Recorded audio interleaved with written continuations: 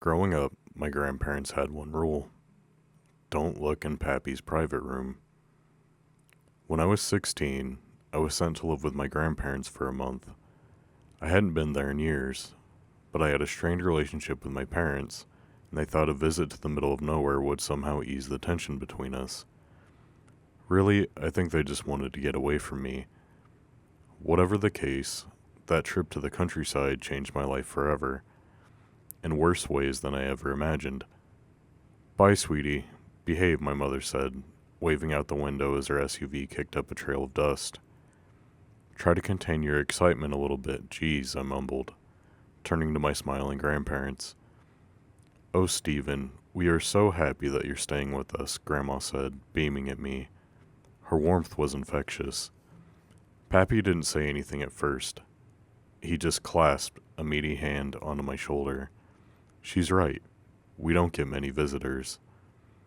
I grinned at him, even though internally I was screaming. Happy to be here, I replied, praying that my facade would hold. Come on, Grandma said, ushering me inside. I'll show you to your room. The moment my grandmother left me alone, I whipped out my cell phone. To my horror, I discovered that I had no service. My grandparents were old school. They didn't have Wi-Fi. Every teenager's worst nightmare.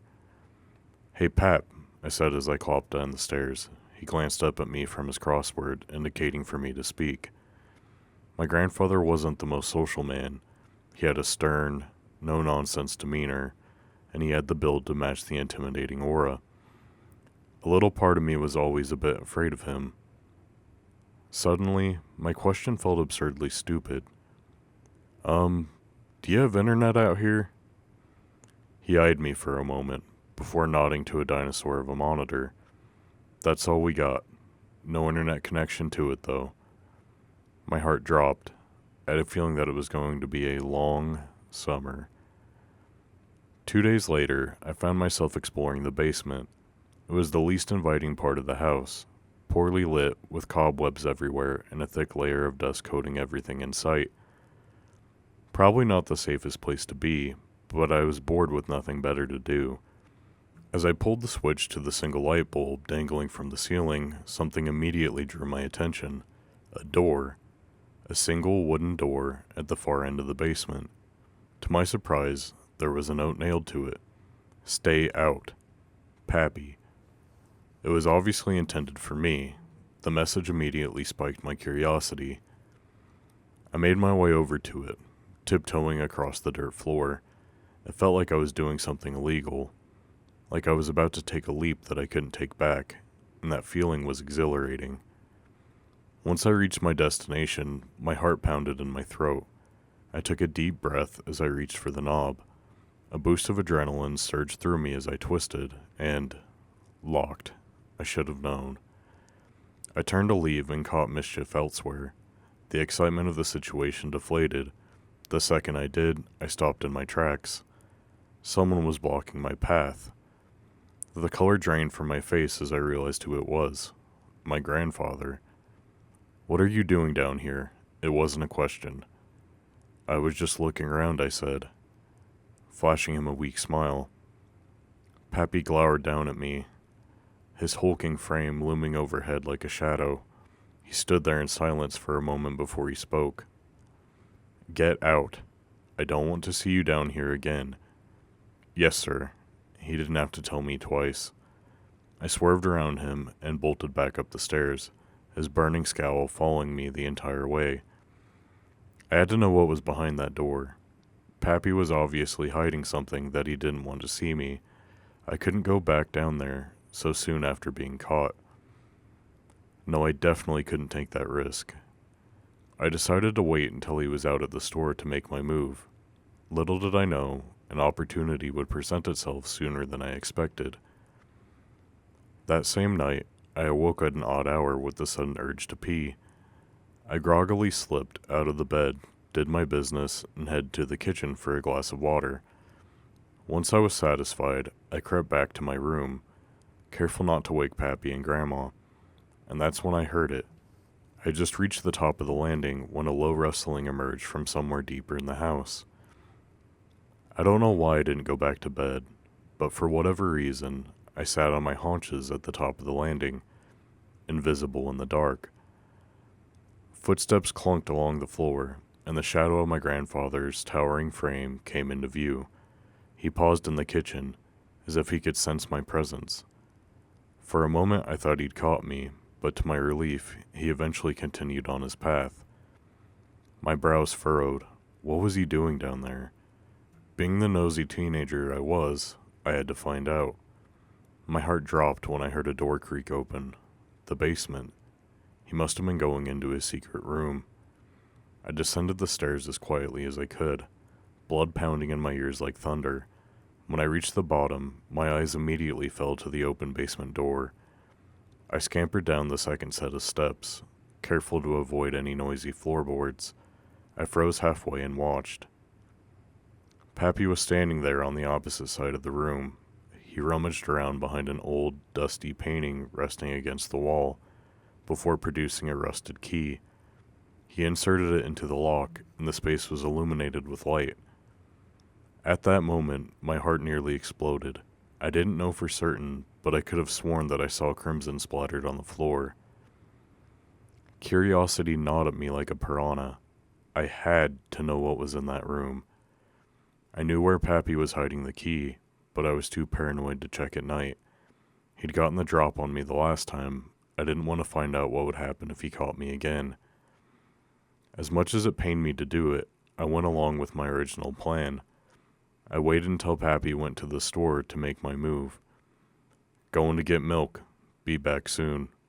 He grumbled to my grandma as he snatched his keys from the hook. Okay, be safe, she said, returning to the pie that she was preparing in the kitchen. That was my golden opportunity. I put down the newspaper that I'd been reading and opened the door to the basement as quietly as I could. My heart pounded with each tiny creak. Fortunately for me, Grandma's hearing wasn't the best, and she didn't pick up anything out of the ordinary. I practically flew down the stairs. I was itching to know what was inside that room. I leaned the painting forward and retrieved the key, turning to the door. The sign that Pappy had made was still there, looming over me like a sentry. My hand trembled as I placed the key in the lock and turned it. This was it.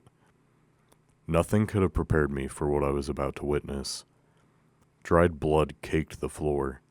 A metal work table sat to my right with a wide array of tools, pliers, hacksaws, hammers, their blades crusted in flaky crimson. At the far end of the room, I saw a corkboard. Dozens of newspaper articles and pictures of missing people were pinned to it. And to my left, that was what nearly made me pass out, then and there. A yellowed, dingy mattress sat in the corner. On top of it lay a corpse, maggots writhing in and out of every emaciated orifice.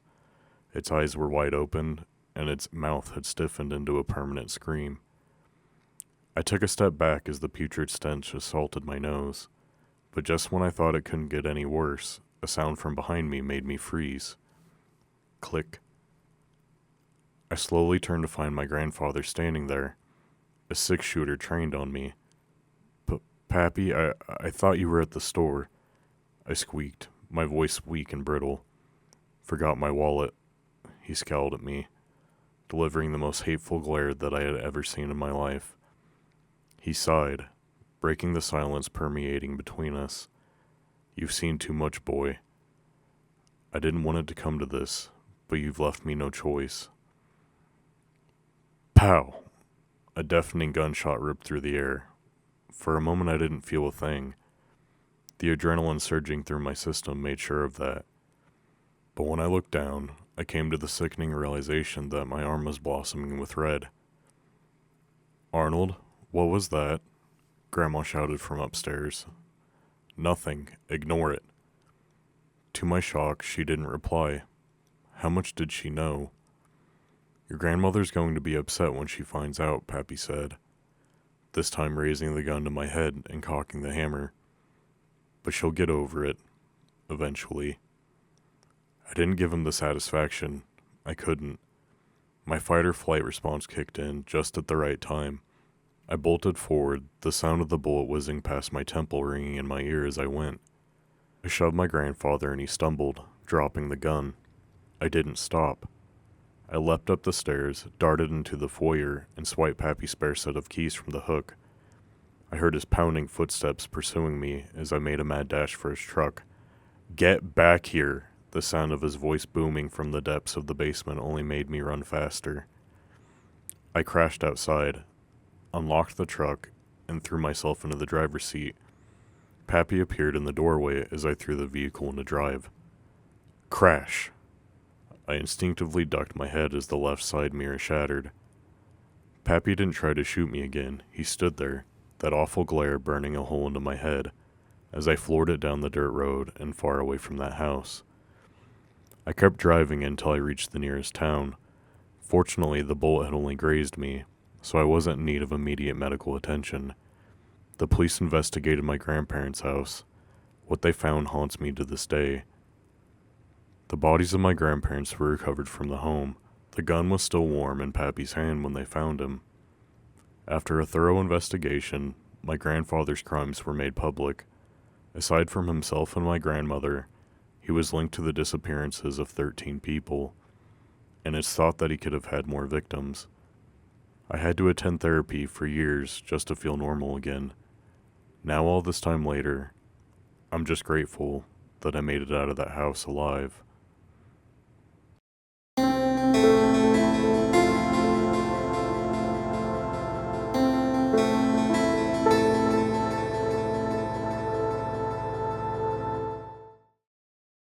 I think my son is a serial killer.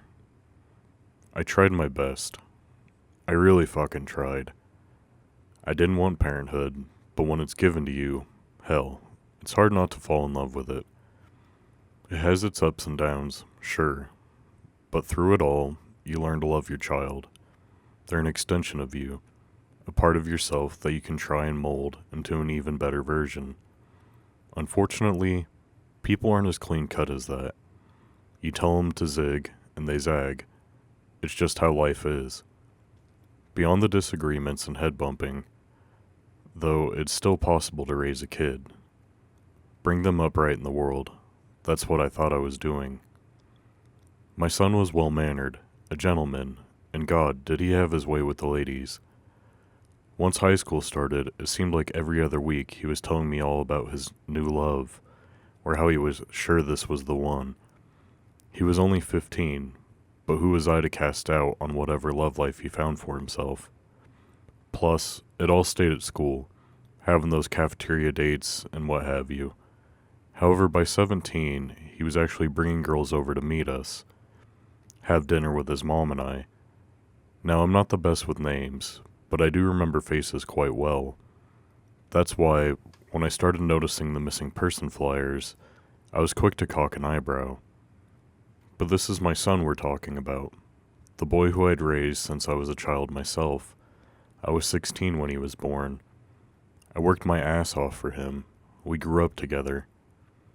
I couldn't convince myself that everything was peachy forever, though, and by the time I saw Miranda's name on one of those flyers, the most recent girl he had brought home, I knew that I had to talk to him. I needed to set things straight, give some relief to my suspicion.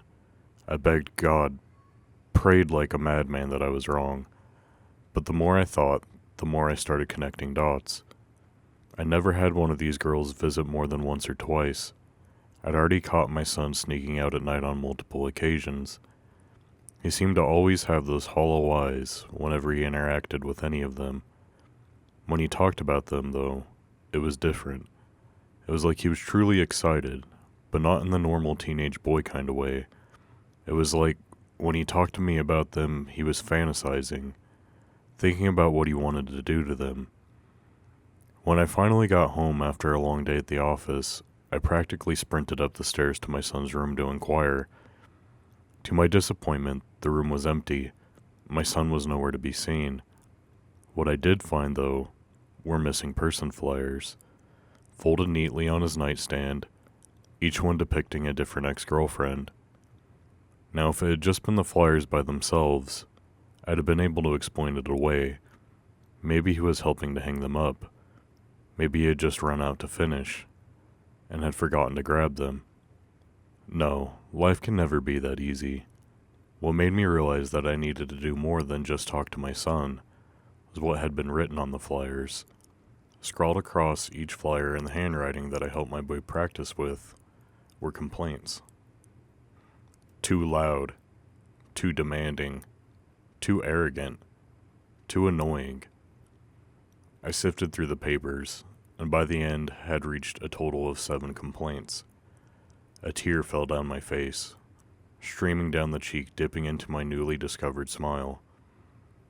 I must have been in a trance because I didn't even hear the bedroom door open. All I remember is the faint, quiet, "Dad?" before I turned to greet my son.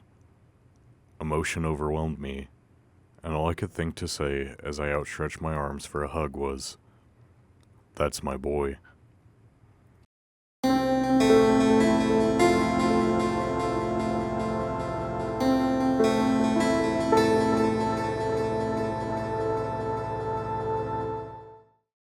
My best friend kept saying she's from a different reality. I've been best friends with this girl I'll call Sarah since I can remember. Her and I were raised together, our families being good friends since before either of us were born. She's older than me, but only for 2 months, and that's helped us stay together even in school. Currently, we are both 21.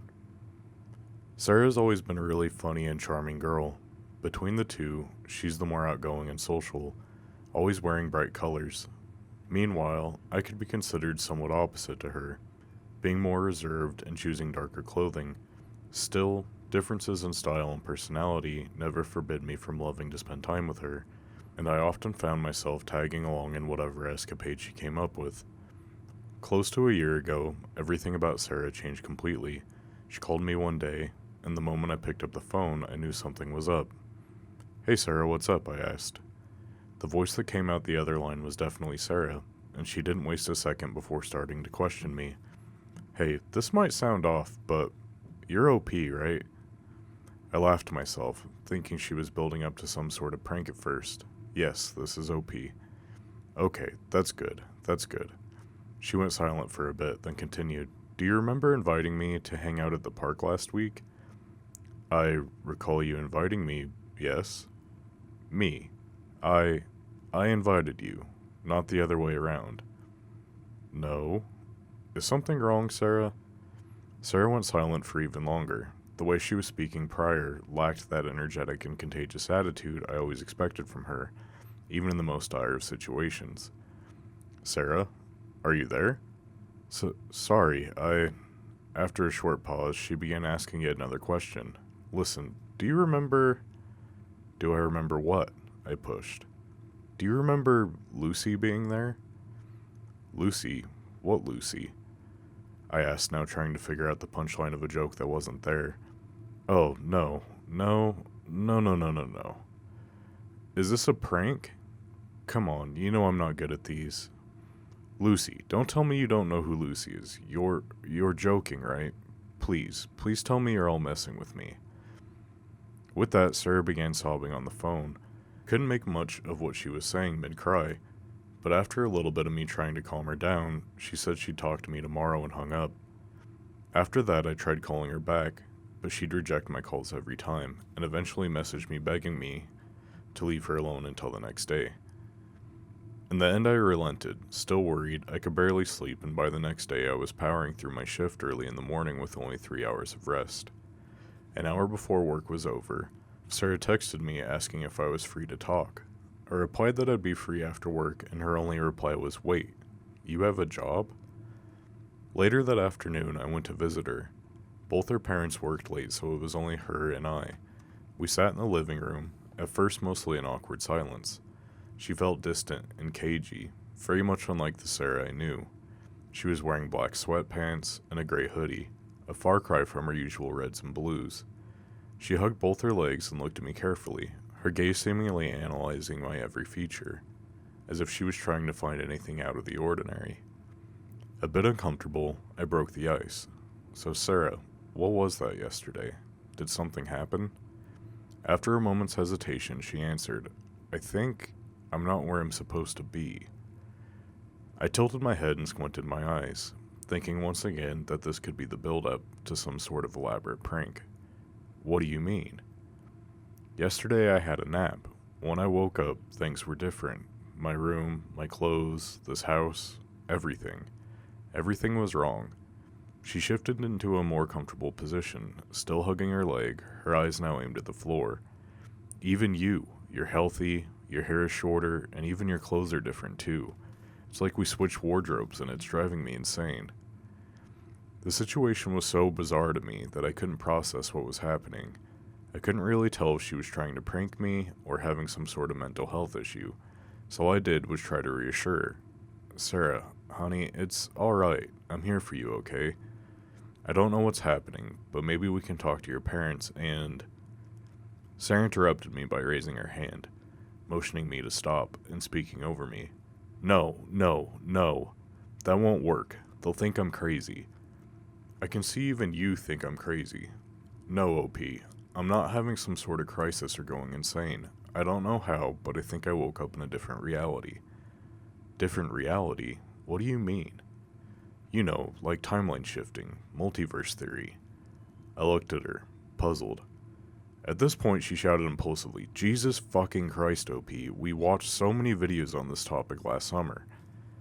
During her little outburst, I was left speechless. The Sarah I knew hated swearing with a passion, and I recalled we did something completely different the summer prior. Dude, we went to a beach resort with both our families. We were flirting with the Jamaican boy half the time. Of course. She gave her next question a little more thought. Okay, what about the Mandela effect? Oh, that one I know. It's when you remember things differently to how they were, right? Yes, something like that. So imagine you wake up one day, and not one or two things are different, but everything in your life is. As she said this, she tightened her grip on her thighs to the point I could see them sinking into the folds made from pressing into the pants fabric. And you're saying that happened to you? Yes, a lot of things are different. Some are kind of the same, but even those have some differences in this world. I get the idea, but I need you to understand that you sound completely insane. OP, I want you to look me in the eyes and tell me I look insane. At her request, I looked into her eyes. I recognized that look, the one Sarah gave me when she was in trouble. Despair, fear, insecurity, all packaged into a singular look. Something no one, save for me and her family, knew about. After that, I was able to believe her, if only a little. We began discussing the differences between my reality and hers. Things like the existence of Lucy, who apparently was the third best friend in our group. How another friend called Katie turned out to be our mortal enemy. Or even darker stuff, like how Mr. Lancaster, a well-liked teacher back in high school, was arrested for dating one of his students. Sarah asked me to explain what happened in this timeline, for her to know and try blending in. As the weeks passed, I kept hanging out with Sarah. Our time together felt both familiar and new. Her sudden change in tastes aligned with mine a lot more, so I felt a little guilty about the fact I was enjoying my new relationship with her more than the previous one. But then, things took a turn for the worse. She began getting sick often, and the more I saw her, the more her face was filled with dread and despair, as an unknown disease took over her body. My routine changed to include daily visits to the hospital. As her health deteriorated, the amount of time I was allowed to see her was reduced as well. Last week was the last time I saw Sarah. She looked so frail, I worried she'd pass away any second. But the poor girl was still able to have a conversation just fine. We had been talking for a bit. The time for me to leave was near. I have been cursed, she said all of a sudden, changing topics. What? I asked, taken aback by the sudden declaration. I found out the truth. I've been cursed to die here, in a reality that isn't my own. I never fully believed Sarah's story, but a part of me wanted to believe it was true. Gently, I began asking questions of my own. How did you come to that conclusion? Yesterday, an old man came to visit. He had a kind look, and I think he was pitying me. An old man? One you didn't know? Yeah, he told me he knew about my situation, offered to help me, said I was cursed by someone back in my original reality, that this one can't sustain my form. As she told me this, she looked down at the white bedsheets covering her lower body. For some reason, she refused to meet my gaze. That's suspicious. Have you told other people about what happened? Only you. So it's weird, right? How did he offer to help? He said he could undo the curse, send me back before I die.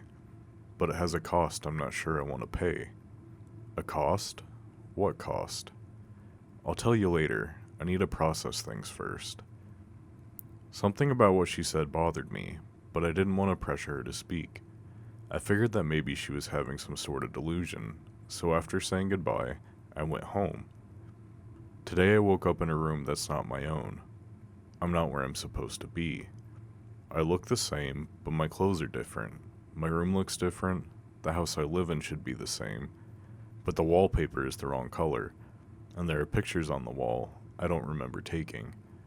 The living room has different couches. My email and usernames are different.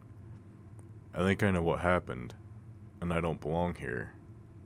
I am not me.